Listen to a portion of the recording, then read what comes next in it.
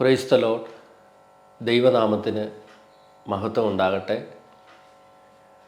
Christ blesses YouTube ചാനലിലൂടെ എന്നെ ശ്രദ്ധിക്കുന്ന എല്ലാ പ്രിയപ്പെട്ടവർക്കും കർത്താവായ യേശുക്രിസ്തുവിൻ്റെ നാമത്തിലുള്ള എൻ്റെ സ്നേഹവന്ദനത്തെ അറിയിക്കുന്നു.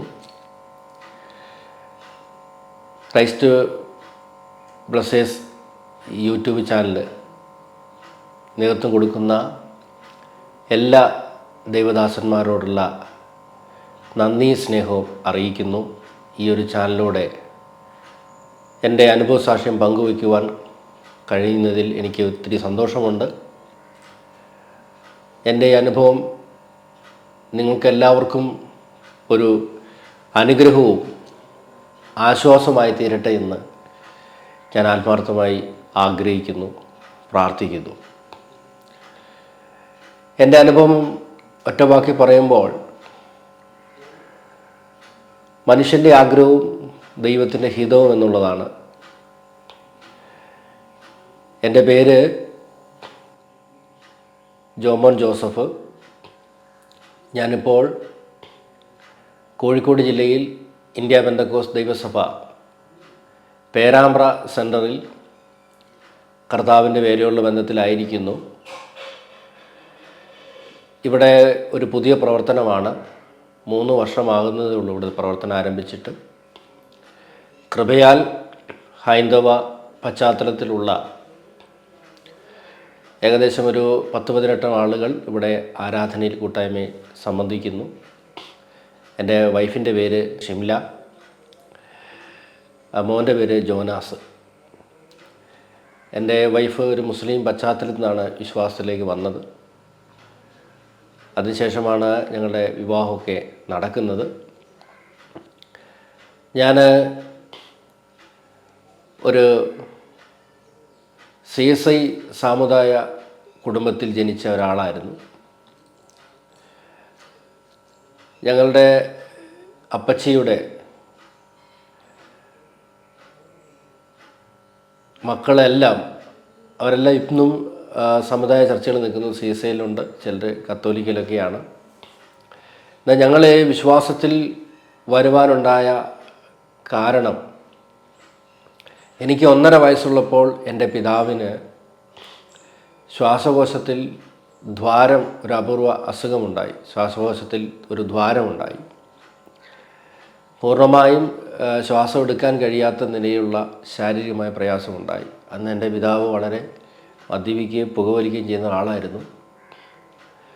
ഇതുപോലെയുള്ള സുവിശേഷ പ്രവർത്തകരെയോ ദൈവദാസന്മാരെയോ ഒന്നും ഇഷ്ടപ്പെടാതെ ജീവിച്ചിരുന്ന ഒരാളായിരുന്നു. എന്നാൽ ഈ രോഗം മൂർച്ഛിച്ചു കഴിഞ്ഞ് ഹോസ്പിറ്റലിൽ പോയ സമയത്ത് ഡോക്ടർ 30 ദിവസം അവധിയാണ് പറഞ്ഞത്. സൗഖ്യം ആകത്തില്ല, ഇനി സൗഖ്യമായാലും മറ്റ് കട്ടിയായ ജോലികളൊന്നും ചെയ്യാൻ കഴിയത്തില്ല എന്നാണ് പറഞ്ഞത്. അന്നെൻ്റെ അമ്മയും അതുപോലെ എൻ്റെ അമ്മയുടെ അപ്പച്ചനും അമ്മച്ചിയും ആയിരുന്നു എൻ്റെ ചാച്ചനെ ശുശ്രൂഷിക്കാനായി കൂടെ ഉണ്ടായിരുന്നത്. അവർക്കൊക്കെ വളരെ വിഷമമായി. അവരൊക്കെ പ്രാർത്ഥിച്ചു. എന്നാൽ എൻ്റെ അപ്പനോട് അന്ന് വന്ന ഒരു സുവിശേഷകൻ,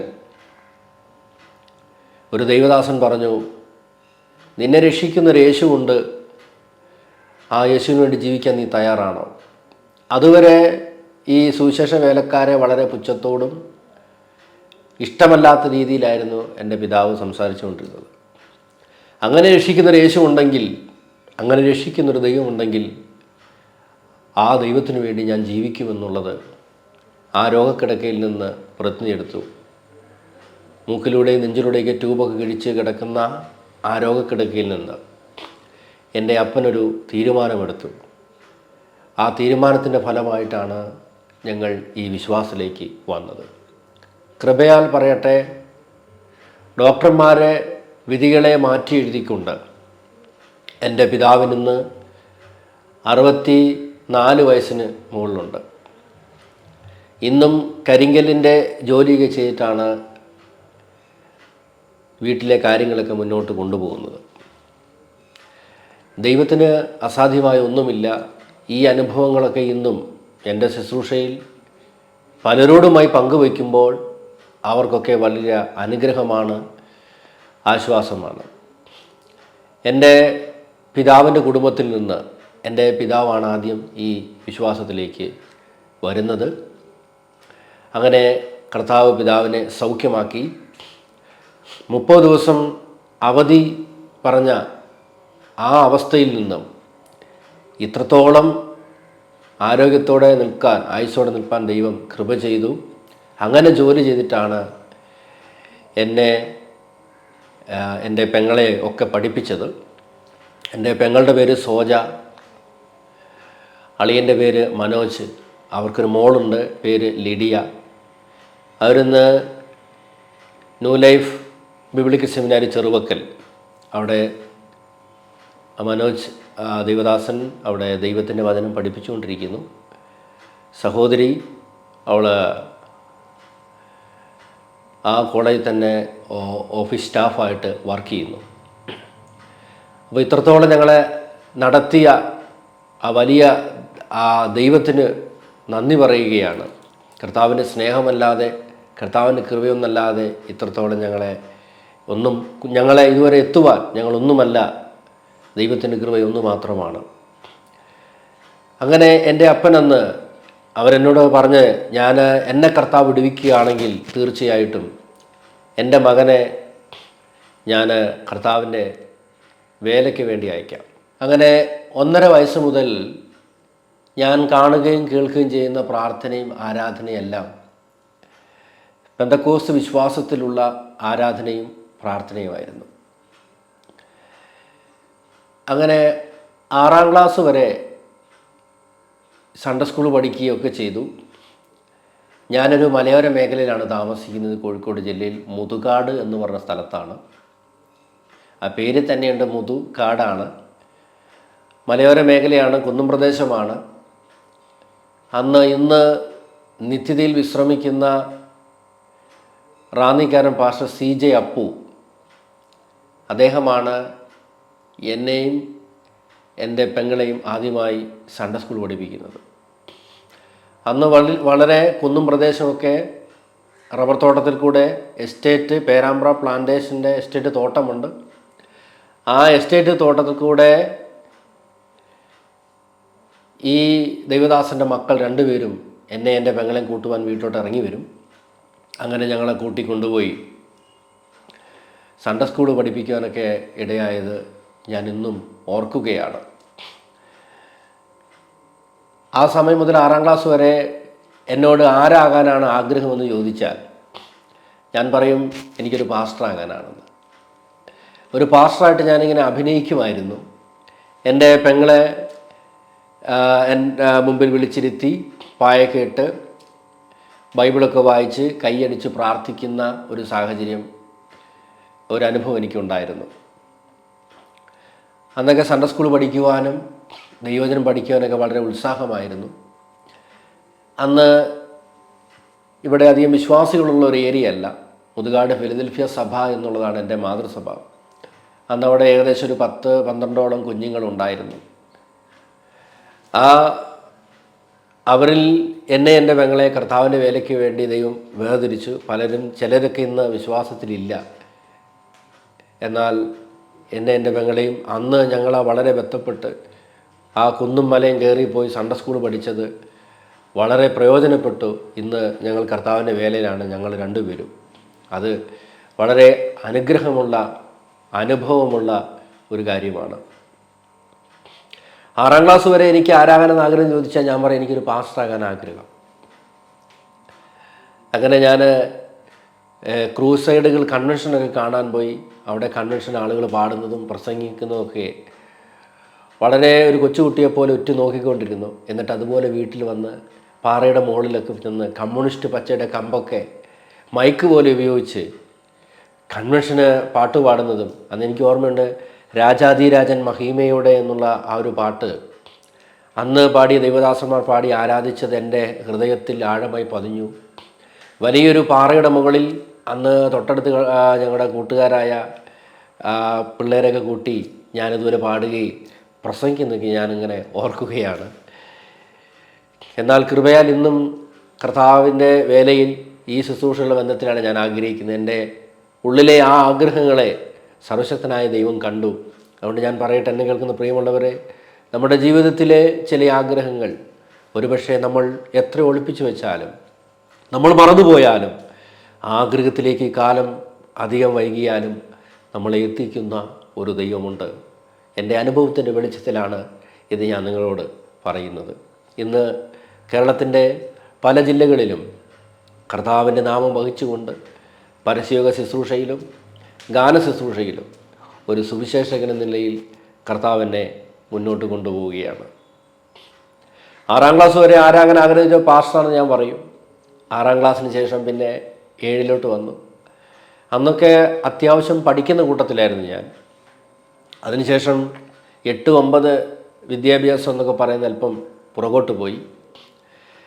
എന്നാൽ 10ാം ക്ലാസ്സിൽ ഞാൻ പാസ്സായി. അതിനുശേഷം ഇങ്ങനെയൊന്നും പഠിച്ചാൽ പോരാ, ഒരു നല്ലൊരു ഭാവി ഉണ്ടാകണമെങ്കിൽ നന്നായി പഠിക്കണം എന്ന് എൻ്റെ ചിന്ത വരികയുണ്ടായി. എൻ്റെ ഗുരുക്കന്മാരും അങ്ങനെ പറഞ്ഞു, നന്നായി പഠിക്കണം, നല്ല കോഴ്സ് എടുക്കണം, BEd ഒക്കെ എടുക്കണം, ഒരു അധ്യാപകനായി മാറണം, ഞങ്ങളെപ്പോലെ പഠിപ്പിക്കുന്നവരായി മാറണം. ഈ ഒരു ചിന്ത എൻ്റെ ഉള്ളിൽ ഉരുവാകാനിടയായിത്തീർന്നു. ഞങ്ങൾ കുടുംബമായി പാട്ടുകാരാണ്. 2009 idea star singer season 4 star singer winner Vijay flat കിട്ടിയത് 1ാം സ്ഥാനത്തിന് അർഹനായത് എൻ്റെ പപ്പയുടെ ജ്യേഷ്ഠൻ്റെ മകൻ ജോബി ജോണാണ്. അപ്പോൾ അദ്ദേഹത്തിൻ്റെ കുടുംബത്തിലാണ്, ഞങ്ങളുടെ കുടുംബത്തിലെല്ലാം നന്നായി പാടുന്നവരാണ്. അപ്പോൾ 3ാം ക്ലാസ് മുതൽ ഞാൻ സ്റ്റേജുകളിൽ ലളിതഗാന മത്സരത്തിലും അതുപോലെ കവിത ആലാപനത്തിലൊക്കെ സംസ്ഥാന തലത്തിലും അതുപോലെ ജില്ലാതലത്തിലും ഉപജില്ലാ തലത്തിലൊക്കെ ഒത്തിരി പ്രൈസുകൾ നേടുകയും ഒക്കെ ചെയ്യാനിടയായിത്തീർന്നു. അങ്ങനെയായിരുന്നു എൻ്റെ സ്കൂൾ ജീവിതം എന്ന് പറയുന്നത്. അങ്ങനെ എനിക്ക് മനസ്സിലായി. ഞാൻ 10ാം ക്ലാസ് കഴിഞ്ഞപ്പോൾ +1 +2 പഠിച്ചു. അതിനുശേഷമായി എനിക്ക് നന്നായി മാർക്ക് മേടിക്കണമെന്നൊരാഗ്രഹം എൻ്റെ ഉള്ളിലുണ്ടായി. അങ്ങനെ ഞാൻ അതിനുവേണ്ടി ശ്രമിച്ചു. ഓണത്തിനും ക്രിസ്മസിനൊക്കെ പരീക്ഷയിൽ നല്ല മാർക്ക് മേടിക്കാനിടയായിത്തീർന്നു. 6ാം ക്ലാസ് മുതൽ എന്നെ കാണുന്ന ഏത് ദൈവദാസന്മാരും പറയുന്നൊരു കാര്യം, കർത്താവിന് നിന്നെ ആവശ്യമുണ്ട്, ദൈവത്തിനു വേണ്ടി നീ പ്രയോജനപ്പെടണം. പലപ്പോഴും എന്നോട് ദൈവദാസന്മാർ അങ്ങനെ ആവർത്തിച്ച് പ്രവാചകന്മാർ പറയുമ്പോൾ അത് കേൾക്കുന്നത് എനിക്കൊരു അരോചകമായി മാറി. പിന്നെ ഞാൻ എൻ്റെ ഇഷ്ടത്തിനൊത്തവണ്ണം ആണ് നീങ്ങുവാനിടയായിത്തീർന്നത്. എന്നാൽ എൻ്റെ ജീവിതത്തിൻ്റെ വിധിയെ മാറ്റിമറിച്ചുകൊണ്ട് 2007 മെയ് 22-ാം തീയതി ആ റിസൾട്ട് പുറത്തു വന്നു. ആ റിസൾട്ട് മറ്റൊന്നുമല്ല, വളരെ പ്രതീക്ഷയോടും പ്രത്യാശയോടും കൂടിയിരുന്ന എൻ്റെ +2 പഠനം അത് വളരെ ഒരു പരാജയത്തിൻ്റെ റിസൾട്ടാണ് എനിക്ക് നേരിടാനിടയായിത്തീർന്നത്. ഞാൻ 2 മാർക്കിന് ഒരു സബ്ജക്റ്റിന് 2 മാർക്ക് കുറഞ്ഞു, ബാക്കി എല്ലാ സബ്ജക്റ്റിനും മാർക്കുണ്ട്. ഞാൻ പരാജയപ്പെട്ടു. He is not eligible for higher studies എന്നുള്ള റിസൾട്ട് കണ്ടു കഴിഞ്ഞപ്പോൾ ഞാൻ വളരെ ദുഃഖിതനായി, ഭാരപ്പെട്ടു, വേദനപ്പെട്ടു. ഒരുപക്ഷെ കേൾക്കുന്ന നിങ്ങൾക്ക് പലർക്കും ഒരു ആശ്ചര്യമായി തോന്നാം. ഈ സബ്ജക്റ്റ് തന്നെ ഞാൻ 5 പ്രാവശ്യം എഴുതി എന്നുള്ളതാണ്. 5 പ്രാവശ്യം എഴുതി. 5 പ്രാവശ്യം എഴുതിയിട്ടും എനിക്ക് ഇതേ മാർക്കിന് തന്നെ പരാജയമാണ് ഉണ്ടായത്. എന്നെ പഠിപ്പിച്ച അധ്യാപകർക്കും കൂട്ടുകാർക്കും വളരെ അത്ഭുതമായി തോന്നി. നിനക്കെന്താണ് അങ്ങനെ സംഭവിച്ചത്? കാരണം ഞാൻ പഠിച്ച അന്നൊന്നും ഹയർ സെക്കൻഡറി സ്കൂളുകളധികമില്ല. ഞാൻ പഠിച്ച കോളേജിൻ്റെ തൊട്ട് താഴെ ഒരു സോഡക്കടയുണ്ട്, സോഡ ഉണ്ടാക്കുന്ന കടയാണ്. അപ്പോൾ അവിടെയുള്ള എൻ്റെ കൂട്ടുകാരൊക്കെ എന്തു ചെയ്യും, അവർക്കുള്ളൊരു നോട്ട് എന്നോട് എഴുതാൻ പറയും. അവർക്കുള്ള നോട്ട് കൂടെ ഞാൻ എഴുതി കൊടുത്ത് അങ്ങനെ ഞാൻ നോട്ട് എഴുതി കൊടുത്ത കുട്ടികളൊക്കെ അവരൊക്കെ ജയിച്ചു, ഞാൻ പരാജയപ്പെട്ടു. അങ്ങനെ വളരെ നിരാശനായി എൻ്റെ വീട്ടിലൂടെ 2 വഴിയേ പോകാം, മുതുകാട് മേലെയങ്ങാടി, മുതുകാട് താഴെയങ്ങാടി. അങ്ങനെ ഞാൻ പോയിക്കൊണ്ടിരുന്നത് മുതുകാട് താഴെയങ്ങാടി കൂടെയാണ്. ആളുകൾ ചോദിക്കൂലേ, +2 ജയിച്ചില്ലേ, എത്ര മാർക്കുണ്ട്? അപ്പം ആ ഒരു ചോദ്യത്തെ ഒളിക്കാൻ വേണ്ടി, ആ ചോദ്യത്തിൽ നിന്ന് ഞാൻ ഓടി ഒളിക്കാൻ വേണ്ടി ഞാൻ ഈ താഴെയങ്ങാടി കൂടിയാണ് പോയിക്കൊണ്ടിരുന്നത്. അങ്ങനെ എൻ്റെ ജീവിതത്തിൽ സകല പ്രതീക്ഷകളും പ്രത്യാശകളും സന്തോഷങ്ങളും അവിടെ അവസാനിച്ചു. അങ്ങനെ വളരെ ദുഃഖത്തോടും പ്രയാസത്തോടും കൂടെ വളരെ നിരാശപ്പെട്ട് മുൻപോട്ട് പോവുകയാണ്. അങ്ങനെ ഇരിക്കുമ്പോഴാണ് ഞാൻ തിരുവല്ലയിലുള്ള ഒരു ബൈബിൾ കോളേജിൽ ഒരു 7 മാസം ദൈവവചനം പഠിക്കാനായിട്ട് കടന്നുപോയി. അവിടെ കടന്നുപോയ സമയത്ത് വലിയ സമർപ്പണമൊന്നും ഉണ്ടായിരുന്നില്ല. കടന്നുപോയി അവിടെ ബൈബിള് കുറച്ച് കാര്യങ്ങൾ മനസ്സിലാക്കി. അതിനുശേഷം പിന്നെ ഞാൻ ബൈബിൾ കോളേജിൽ പോയില്ല. പിന്നീട് ആ കോളേജിൽ പോയില്ല. ഞാൻ വീട്ടിൽ തന്നെ നിന്ന് എക്സ്റേ വെൽഡിങ് എന്നുള്ളൊരു കോഴ്സ് പഠിക്കാനായിട്ട് പോയി. X ray welding. അപ്പോൾ ഇങ്ങനെ കാര്യം പറയുമ്പോൾ തന്നെ ഞാനൊരു ജോലിയുടെ ആവശ്യത്തിന് വേണ്ടി PSCകൾക്ക് ഒരുപാട് എഴുതി. Indo Tibetan border of police എന്നുള്ള ഒരു ജോലിക്ക് വേണ്ടി അപേക്ഷ കൊടുത്ത് എല്ലാവരുടെയും ഫോം ഞാനാണ് അയക്കുന്നത്. പക്ഷേ എൻ്റെ ഫോം മാത്രം ഞാൻ അയച്ചത് മാത്രം തിരിച്ചു വന്നു. അതുപോലെ ഒത്തിരി PSCകൾ എഴുതി. പക്ഷെ അവിടെ ഒന്നും എനിക്ക് ജോലി ലഭിക്കുവാനോ അല്ലെങ്കിൽ നമ്മുടെ നാടൻ ഭാഷ പറഞ്ഞ ജീവിതം ക്ലച്ച് പിടിച്ചില്ല. ഇങ്ങനെയൊരു പ്രയാസത്തിലായപ്പോൾ മൊത്തത്തിൽ വളരെ നിരാശയുടെ കയത്തിലേക്ക് പോകുവാനിടയായി. അങ്ങനെ എൻ്റെ ഒരു കൂട്ടുകാരൻ മുഖാന്തരം ഞാൻ എക്സ്റേ വെൽഡിങ് പഠിക്കുവാനായി പോയി. എക്സ്റേ വെൽഡിങ് പഠിച്ച് ഒരു 1.5 വർഷം എക്സ്റേ വെൽഡിങ് പഠിച്ചു. അപ്പോൾ എൻ്റെ പിതാവിന് അത്രയും വലിയ സാമ്പത്തികം മുടക്കി എന്നെ പഠിപ്പിക്കാനുള്ള നിവൃത്തിയില്ലായിരുന്നു. കാരണം എൻ്റെ പെങ്ങളും പഠിക്കുന്നു. അപ്പോൾ ഞാൻ ആഴ്ചയിൽ 3 ദിവസം ക്ലാസ്സുള്ളൂ. ബാക്കിയുള്ള ദിവസം പെയിൻറ്റിങ്ങിൻ്റെ ജോലിക്ക് പോയിട്ട് ആണ് എൻ്റെ കാര്യങ്ങൾ മുന്നോട്ട് കൊണ്ടുപോയി അല്ലെങ്കിൽ ഫീസ് അടയ്ക്കാനുള്ള കാര്യങ്ങളൊക്കെ പിതാവിനെ സഹായിക്കുകയും ചെയ്തത്. അങ്ങനെ എക്സ്റേ വെൽഡിങ് പഠിച്ച് പാസ്സായി, ടെസ്റ്റ് പാസ്സായി. അതിനുശേഷമായി എന്നെ ഈ കോഴ്സ് പഠിപ്പിക്കാനായിട്ട് അല്ലെങ്കിൽ ഈ കോഴ്സിലേക്ക് നയിച്ച എൻ്റെ സുഹൃത്ത്, അവന് പെട്ടെന്ന് വിസ വന്നു. അവൻ ഗൾഫിലോട്ട് പോയി. ഞാൻ ഇടയിലും ഇല്ലാതെ വഴിയിലും ഇല്ലാതായി. പിന്നീട് ചെന്നൈ, അതുപോലെ ബാംഗ്ലൂർ, എറണാകുളം പോലുള്ള പട്ടണങ്ങളിലാണ്, ചെന്നൈ, ബാംഗ്ലൂർ, എറണാകുളം പോലുള്ള പട്ടണങ്ങളിലാണ് പിന്നെയുള്ള ട്രെയിനിങ് ഉള്ളത്. പിന്നെ അവിടെ ചെന്ന് അതിൻ്റെ ട്രെയിനിങ്ങിന് വേണ്ടി കയറണം. എന്നാൽ അതിന് പോകാൻ കഴിയാത്തൊരു സാമ്പത്തികമൊന്നും ഇല്ലാത്തതുകൊണ്ട് അതും അവിടെ സ്റ്റോപ്പായി. അങ്ങനെ ജീവിതത്തിലെ ജോലി മേഖലകളിലൊക്കെ വഴിമുട്ടി ഒരു സമയം. പിന്നീട് എൻ്റെ ആഗ്രഹം എന്ന് പറഞ്ഞത്, എൻ്റെ ജ്യേഷ്ഠൻ ആ സമയത്താണ് ഐഡിയ സ്റ്റാർ സിംഗറിൽ കയറുന്നതും അദ്ദേഹം പ്രസിദ്ധനായി, ആളുകൾ ഇഷ്ടപ്പെടാൻ തുടങ്ങി.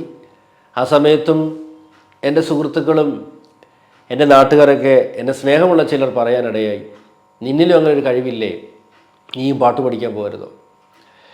അങ്ങനെ ഞാൻ സംഗീതം പഠിക്കുവാൻ പോയി. ഏകദേശം ഒരു 2.5-3 വർഷത്തോളം സംഗീതം പഠിച്ചു. അപ്പോൾ എല്ലാ ആഴ്ചയിൽ തിങ്കളാഴ്ച ജോലിക്ക് പോകും. മറ്റ് സ്ഥലങ്ങളിലായി കത്തോലിക്ക പള്ളികളുടെ, മഠങ്ങളുടെ, സെമിത്തേരികളുടെ ജോലിയാണ്. തിങ്കളാഴ്ച വീട്ടിൽ നിന്ന് പോയി കഴിഞ്ഞാൽ പിന്നെ വരുന്നത് വെള്ളിയാഴ്ച വരും, ശനിയാഴ്ച സംഗീത ക്ലാസ്സിൽ പങ്കെടുത്ത് ഞായറാഴ്ച ആരാനും കൂടി തിങ്കളാഴ്ച പിന്നെ പണിക്ക് പോകും. ഇങ്ങനെയായൊരു ജീവിതമായിരുന്നു. അങ്ങനെ ഞാൻ ഐഡിയ സ്റ്റാർ സിംഗർ സെലക്ഷൻ ലിസ്റ്റിൽ പേര് വന്നു. മഴവിൽ അങ്ങനെ സെലക്ഷൻ ലിസ്റ്റിൽ പേര് വന്നു. ഞാൻ അവിടെ കയറി പാടിക്കഴിഞ്ഞപ്പോഴത്തേക്കും എൻ്റെ കയ്യിൽ നിന്നെല്ലാം പോയി. തുടക്കം പാടിയപ്പോൾ തന്നെ എൻ്റെ കയ്യിൽ നിന്നെല്ലാം പോയി. മഴവിൽ മനോരമ അങ്ങനെ ഒരുപാട് സംഗീതത്തിന് വേണ്ടി ഒത്തിരി സമയവും പണവും ഒക്കെ ചെലവഴിച്ചു. പക്ഷെ അതിലൊന്നും വേണ്ടതായൊരു പുരോഗതി കൈവരിക്കാൻ കഴിഞ്ഞില്ല. അവിടെയും നിരാശപ്പെട്ടു. അങ്ങനെ കോഴിക്കോട് നടന്ന ഗിരീഷ് പുത്തഞ്ചേരി ഗാനാലാപന മത്സരത്തിൽ ഞാൻ പങ്കെടുക്കുകയും അതിന് ഓഡീഷൻ എനിക്ക് ഒറ്റപ്പാട്ടിൽ തന്നെ എനിക്ക് സെലക്ഷൻ ലഭിക്കുകയും ഇടയായിത്തീർന്നു. പക്ഷേ അവിടെയും ഭാഗ്യം തുണച്ചില്ല, അല്ലെങ്കിൽ ദൈവത്തിൻ്റെ ഹിതം അനുവദിച്ചില്ല എന്ന് പറയാം. കാരണം ഞാൻ പങ്കെടുത്തുകൊണ്ടായിരിക്കാം, യോനെ പോലെ തന്നെ ഒരു അനുഭവം എനിക്കും ഉണ്ടായി. ഞാൻ പങ്കെടുത്തുകൊണ്ടായിരിക്കാം ആ പ്രോഗ്രാം അവിടെ നടന്നില്ല, അതിൻ്റെ സ്പോൺസർഷിപ്പിന് തടസ്സം വന്ന പ്രോഗ്രാം നടന്നില്ല. അങ്ങനെ വളരെ നിരാശപ്പെട്ട് നിൽക്കുന്ന സാഹചര്യത്തിലാണ് പല ദൈവദാസന്മാർ എന്നോട് ഇങ്ങനെ ആലോചന അറിയിക്കും. പിന്നീട് ഞാൻ ഗാനമേളകളിലൊക്കെ 500 പേരുള്ള 200 പേരുള്ള കല്യാണ വീടുകളിലും ക്ലബ്ബുകളിലുമൊക്കെ ഗാനമേളയ്ക്ക് പാടിക്കൊണ്ടിരിക്കുന്ന ഒരു വ്യക്തിയായി തീർന്നു. അങ്ങനെ മുന്നോട്ട് എൻ്റെ ഏറ്റവും വലിയ ആഗ്രഹം എന്ന് പറയുന്നത് ഒരു അധ്യാപകനാകാനായിരുന്നു. അത് നടന്നില്ല. പിന്നെ അടുത്ത എൻ്റെ ആഗ്രഹം എന്ന് പറയുന്നത് ഒരു പാട്ടുകാരനാകണം എന്നുള്ളതായിരുന്നു. അങ്ങനെ പാട്ടുകാരനാകാൻ വേണ്ടി ഞാൻ ഓടിയ വഴികൾ, അതിനുവേണ്ടി ചെലവഴിച്ച സമയങ്ങൾ, ഞാൻ ഷാലോൺ ടി വിയിൽ ഓഡിഷന് പങ്കെടുത്തു. അതിന് സെലക്ഷൻ കിട്ടി. ചില പാട്ടുകളൊക്കെ അതിലും പാടി.